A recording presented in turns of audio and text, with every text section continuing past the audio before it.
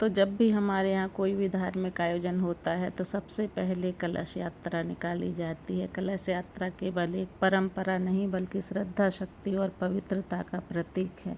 हिंदू धर्म में कलश को देवताओं का निवास माना गया है। दोस्तों, जब भक्त सिर पर कलश धारण करके यात्रा करते हैं तो यह भक्ति, समर्पण और मंगल की भावना का संदेश देते हैं। कलश में भरा पवित्र जल जीवन, समृद्धि और सकारात्मक ऊर्जा का प्रतीक माना जाता है। यज्ञ, कथा या धार्मिक अनुष्ठान से पूर्व निकाली जाने वाली कलश यात्रा पूरे क्षेत्र में आध्यात्मिक ऊर्जा का संचार करती है। दोस्तों, जयकारों, भजनों और श्रद्धा से भरी यह यात्रा समाज को धर्म और संस्कृति से जोड़ने का कार्य करती है।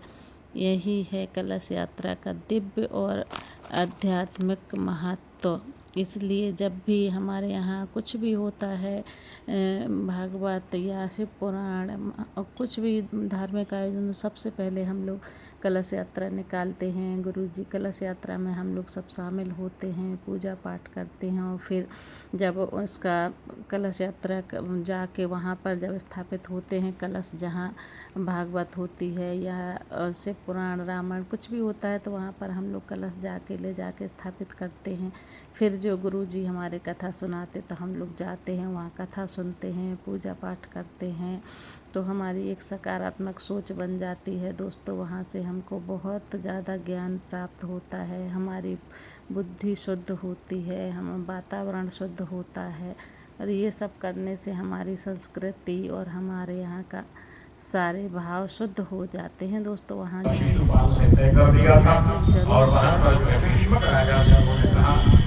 अवश्य जाइए कलश यात्रा में।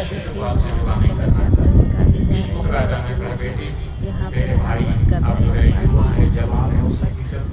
पर भी गई थी, सुनी जाती थी।